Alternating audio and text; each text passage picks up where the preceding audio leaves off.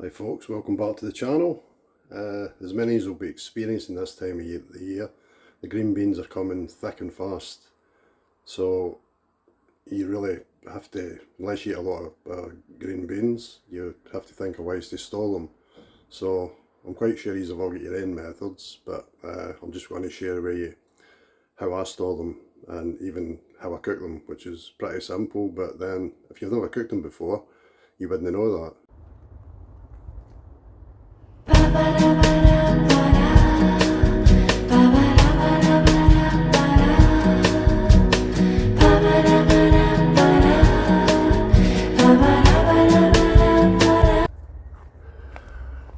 The broad beans are coming rapid. So the variety I've grown this year is Lady Di, which is a stringless crop, and I would highly recommend them because they're really tasty. Prolific growers once they get going. They've also got nice red flowers, and then they obviously turn into beans. So to prepare them, wash them and then just take off both sides.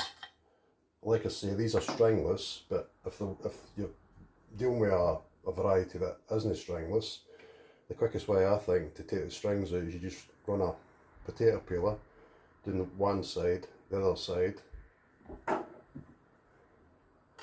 and then chop them into roughly bits about that size.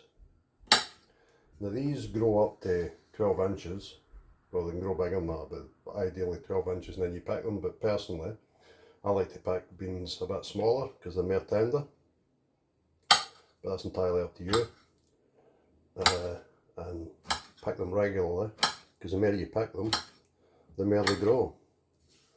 Then to store them, if I'm going to freeze some, I'll just cut them into small pieces.